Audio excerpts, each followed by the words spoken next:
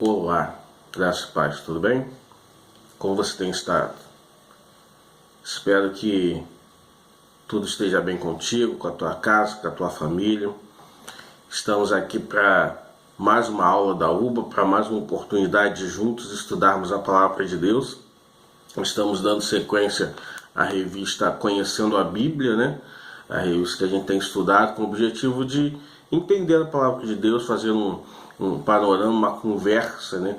Com o objetivo de entender a Palavra de Deus. Nós temos estudado desde a criação, desde o livro de Gênesis, pensando como Deus criou o homem, sobre Adão e Eva, Caim e Abel, Noé, Torre de Babel. Já temos conversado sobre o período dos juízes, os patriarcas, e agora a aula passada a gente começou a falar do início da monarquia de Israel, e a gente vai continuar a dar sequência nesse assunto, no tema da monarquia, né?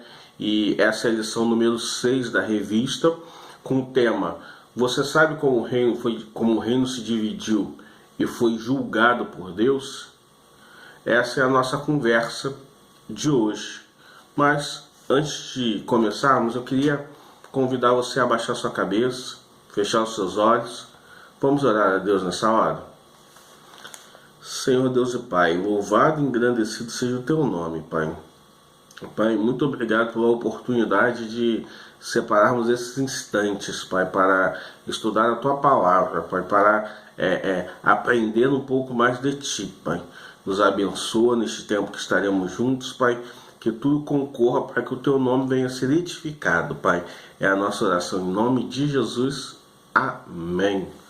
Estamos aqui na Universidade Bíblica Jacareí. Estamos aqui para aprender da Palavra de Deus. E como a gente já conversou semana passada a gente falou do início da monarquia, do início de como foi escolhido os reis. O povo pediu Saul, que posteriormente foi reprovado por Deus. Samuel ungiu Davi, e de Davi veio Salomão. Salomão foi o terceiro rei de Israel, o último com o reino sem a divisão do reino, né? E aí, logo que morre Salomão, quem passa a governar no seu lugar é Roboão, filho de Salomão. Isso está lá no livro de 1 Reis, capítulo 11, versículo 43. 1 Reis 11, 43 diz assim: então descansou os seus antepassados e foi sepultado na cidade de Davi seu pai, e o seu filho Roboão foi o seu sucessor. Roboão, ele assume o reinado logo no lugar de Davi. Ele era filho de Davi, e ele vai dar sequência a ideia é que ele dá sequência ao governo de Davi, à administração, filho de Salomão, e a ideia é que ele dê sequência à administração de Salomão, que ele dê sequência ao reinado, né, de Salomão. Davi, Salomão e agora Roboão. Mas aí, logo no início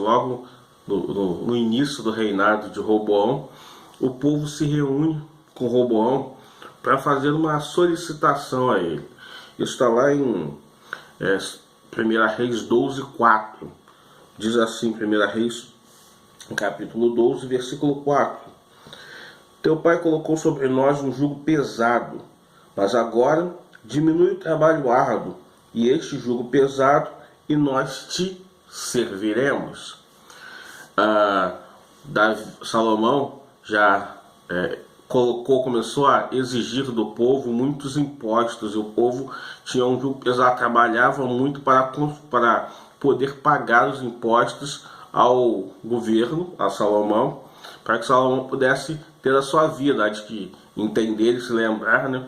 Salomão teve inúmeras mulheres e concubinas, e no final da sua história ele já foi pervertendo Israel, colocando todos os deuses dessas mulheres dentro de Israel. Então foi pervertendo o povo de Deus para se tornar povo de vários deuses, né? E aí, para manter toda essa máquina funcionando, era necessário muitos impostos, era necessário que o povo participasse, que o povo chegasse junto financeiramente. Isso era pesado para o povo. E aí o povo, quando Salomão morre, eles veem em Roboão uma possibilidade de mudança de quadro, veem em Roboão uma possibilidade de alguém que fosse ser mais benevolente para com o povo, alguém que não fosse colocar uma mão tão pesada sobre o povo e fosse ser mais suave. E foi isso que lemos agora, essa solicitação lá do povo em 1 Reis 12:4. Mas acontece que Roboão ele vai se aconselhar, ele combina, olha, espere daqui a 3 dias, vocês voltem e a gente vai ter essa conversa de novo. Passa um tempo e a gente continua essa conversa. E aí, nesse período, neste tempo, Roboão ele vai se aconselhar para ver o que ele deve fazer. E aí, ele chama aqueles que eram conselheiros de Salomão, conselheiros de seu pai, para que perguntar a eles o que eles acham que Roboão deveria fazer. Eles dizem, olha Roboão, é necessário que você agora seja mais benevolente com o povo, que você seja mais, você faça a vontade do povo, porque aí eles vão se agradar de você, e aí a partir daí vai se criar um relacionamento, o povo vai amar o seu rei e você vai futuramente conseguir implementar todas as medidas, todos os planos que você tem para o povo, né? Uma estratégia, você dá agora o que o povo quer e mais para frente você vai conquistando o povo e aí vocês vão caminhando juntos. Roboão ouviu, mas foi conversar com seus amigos, conversar com aqueles que eram amigos dele desde a infância, pessoas que ele tinha afinidade, tinha um relacionamento. E os seus amigos falaram para Roboão, olha Roboão, a gente acha que você não deve fazer isso.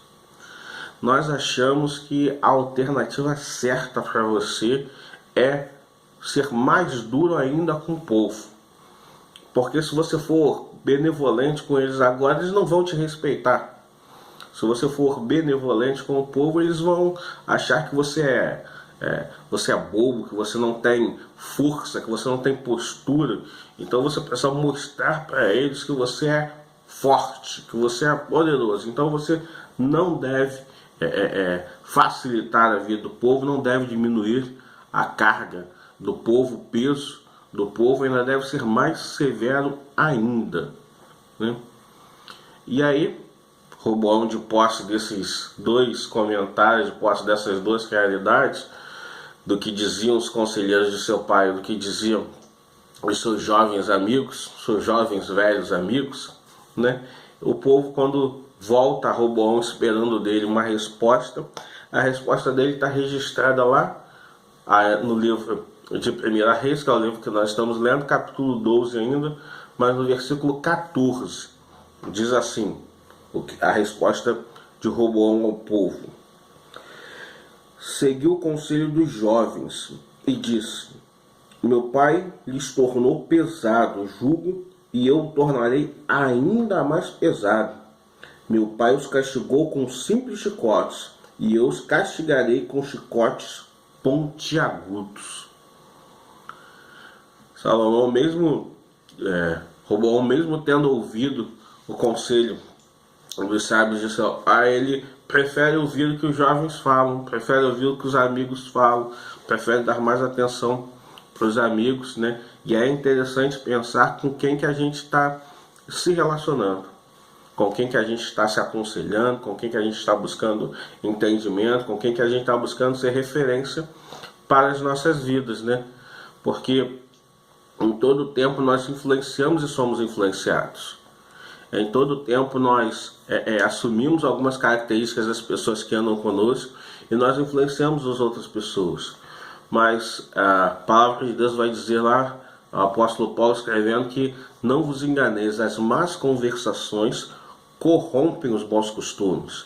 Em outras palavras, está dizendo, olha, não se engana não, as pessoas com quem você andar, as pessoas com quem você se relacionar, elas vão influenciar a sua vida.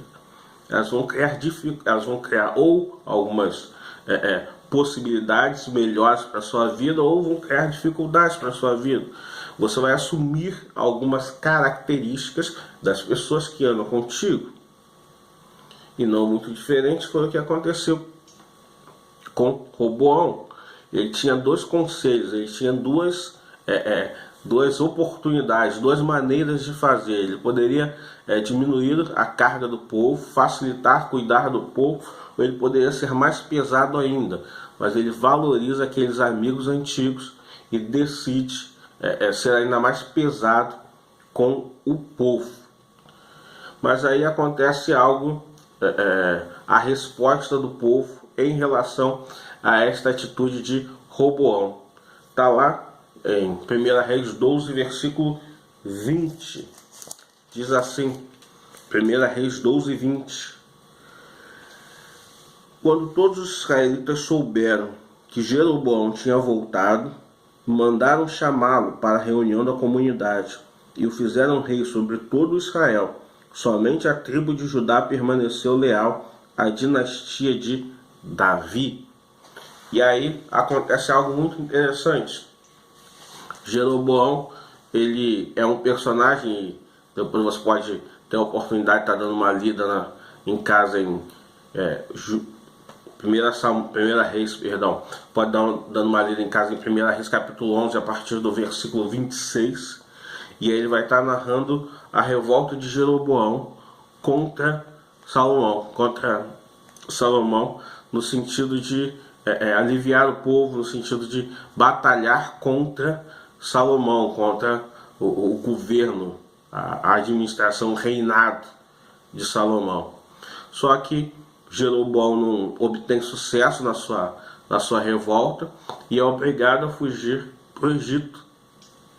Só que agora, mediante a este cenário, né, de que Roboão, melhor dizendo, não estava sabendo governar o seu povo e preferiu levantar uma contenda com o povo, preferiu levantar uma briga com o povo, dando voz ao que os seus amigos diziam. O povo se reúne, vão buscar Jeroboão lá no Egito, e aí acontece a divisão dos reinos de Israel. A divisão do Israel, que até o governo de Salomão, até o reinado de Salomão era um único povo, se divide em Reino do Norte e Reino do Sul. E aí essa divisão do Reino do Norte com 10 tribos, a parte norte, e a parte sul com apenas 2 tribos, que vão ficar, né, sob o governo de Roboão, as 2 tribos do sul, e as outras tribos vão ficar sob o governo de Jeroboão. Jeroboão, ele volta do Egito para assumir as 10 tribos e separar o povo, né? O povo fica separado, né? Começa a criar uma divisão entre o povo. E aí, a partir daí, vale a pena pensar e prestar atenção na história de Israel, que o Jeroboão sabia, né, do Reino Sul, na parte do Reino do Sul, a parte governada por Roboão, estava Jerusalém, que era a cidade sagrada. E aí, não só a cidade de Jerusalém, mas o templo construído por Salomão, pai de Roboão, onde eles iriam adorar, onde todo o povo iria prestar culto. E aí Jeroboão sabia muito bem que se ele autorizasse o povo para ir ao templo no Reino do Sul, para prestar culto no templo de Salomão em Jerusalém, o povo facilmente voltaria atrás e se uniria ao Reino do Sul, e toda aquela divisão acabaria facilmente. Então Jeroboão criou uma estratégia para prender o povo, para que o povo não precisasse, não houvesse necessidade do povo ir até Jerusalém. E isso está lá em 1 Reis, capítulo 12, é o capítulo que estamos lendo hoje, lá no versículo 28 e 29. 1 Reis 12, 28 a 29, diz assim: Depois de aconselhar-se, o rei fez 2 bezerros de ouro e disse ao povo: Vocês já subiram muito a Jerusalém. Aqui estão os seus deuses, ó Israel, que tiraram vocês do Egito. Mandou pôr um bezerro em Betel e outro em Dan. E isso veio a ser um pecado, pois o povo de Deus ia até Dan para adorar aquele bezerro. Não vai entender? Jeroboão, entendendo que o povo iria até Jerusalém, iria até o templo, iria adorar, e aí poderia reatar de volta e aí acabar as divisões de reino do norte, reino do sul, e se tornar um único reino. Jeroboão cria uma estratégia. Ele manda fazer 2 bezerros de ouro, e aí a gente já ouviu falar dessa história de bezerros de ouro, lá no deserto, né? Quando o povo, Moisés sobe para pegar as tábuas da lei, e aí Moisés demora a visão do povo, e o povo derrete todo o ouro que tinha e constrói ali um bezerro de ouro para adorar, o que cria a revolta de Deus, o que cria a revolta de Moisés. Mas no nosso contexto aqui, na nossa conversa de hoje, ele cria dois bezerros de ouro, manda fazer 2 bezerros de ouro e bota um em Betel, mais abaixo do rei, e outro em Dan, a parte mais acima do reino. E aí ele cria 2 locais de adoração para o povo, né? O povo poderia ir a Dan para adorar, o povo poderia ir a Betel para adorar, e não havia necessidade do povo ir a Jerusalém, ir ao templo de Salomão para adorar. Só que bezerro de ouro não é nosso Deus. Ele cria uma outra divindade, e aí ele cria outros, ele arregimenta outros sacerdotes que não são da tribo de Levi, porque a tribo de Levi, que era responsável por toda a organização do templo, toda a organização das atividades sagradas, era responsável pelos sacrifícios, era responsável pelo culto, era tudo responsabilidade da tribo de Levi. E a tribo de Levi permanece no Reino do Sul, né? Então ele cria arregimenta outros sacerdotes que não são da tribo de Levi para conduzir a adoração ao povo a bezerros de ouro, né?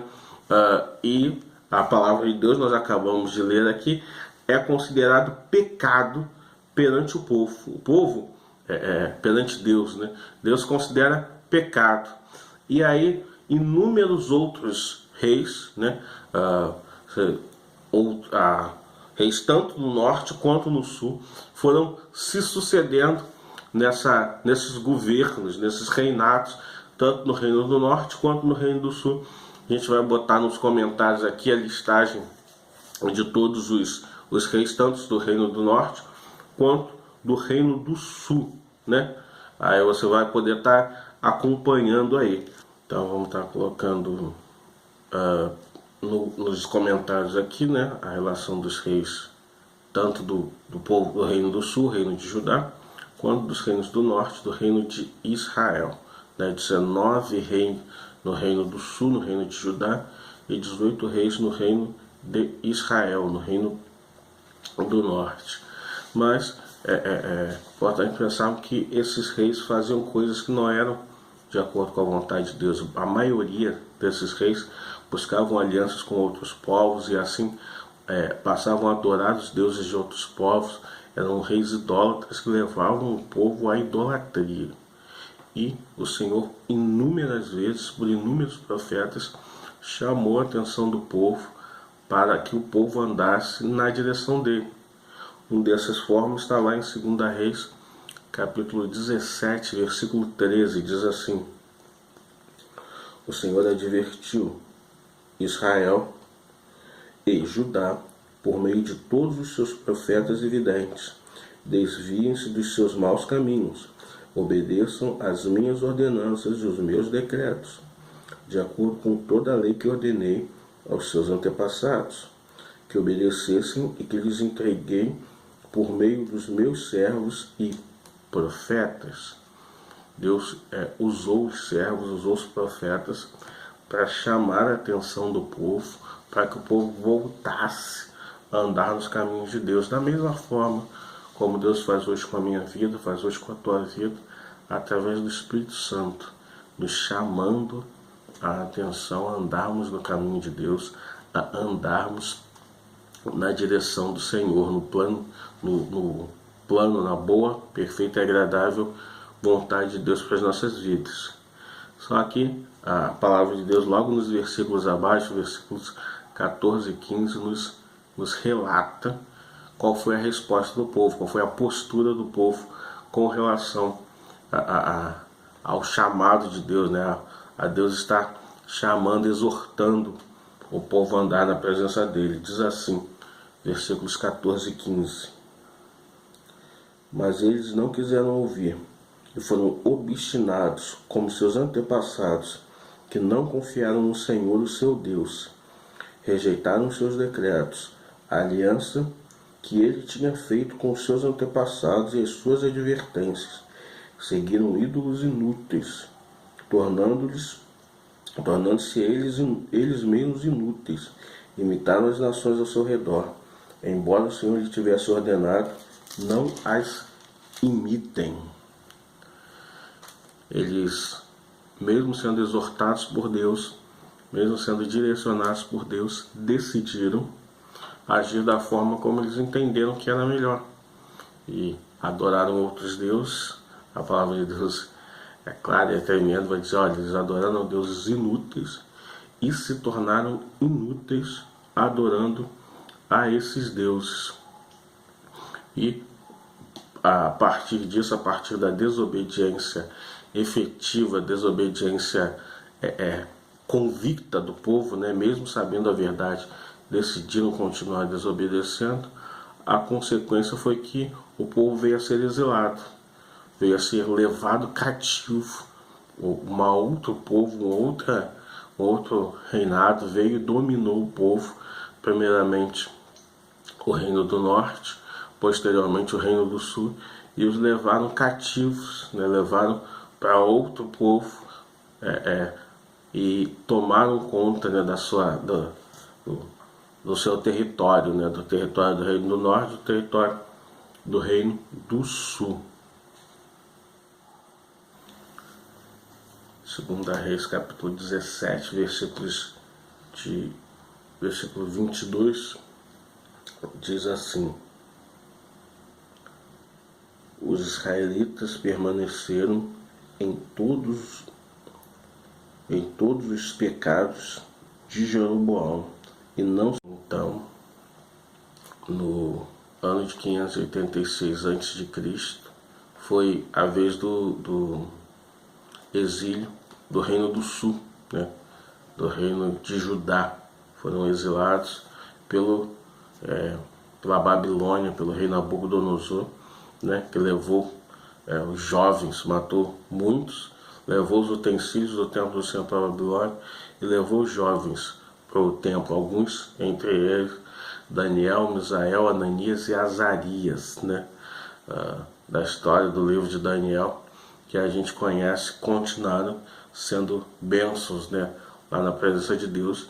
Mas aí a gente vai conversar mais sobre os profetas na próxima aula, né, os homens que Deus usou para tanto alertar o povo quanto estar com o povo no período do exílio, né. O que a gente precisa ter em mente é que nós precisamos estar sensíveis à voz de Deus, né, porque Deus tem o melhor para nós e deseja nos orientar e nos mostrar o caminho certo em todo o tempo. Ok? Amém? Da mesma forma como Deus cuidou do povo, desde a criação, e cuidou do povo através de Abraão, Isaac, cuidou do povo no Egito, cuidou do povo no deserto, Ele tem cuidado das nossas vidas. Pode ser que as coisas não aconteçam na hora que a gente quer, da forma como a gente quer, mas Deus está cuidando de nós o tempo todo. Precisamos estar descansando e confiantes em Deus, porque Ele cuida de nós. Amém? Podemos orar? Senhor Deus e Pai, muito obrigado. Pai, obrigado por esses instantes que passamos aqui, por tudo que aprendemos, tudo que conversamos sobre a Tua Palavra. O Senhor continue a nos abençoar, a nos direcionar da Tua Palavra, que possamos estar aprendendo contigo em todo o tempo, Pai. Nos ensina, não só para que tenhamos conhecimento da Tua Palavra, mas para que possamos colocá-la em prática, Pai. Possamos viver a Tua Palavra, Pai. Nos abençoe em nome de Jesus. Amém. Que Deus te abençoe muito Vamos juntos. Deus está cuidando de nós. Vamos estar em crise, mas nós estamos guardados em Cristo. Deus te abençoe. Em nome de Jesus.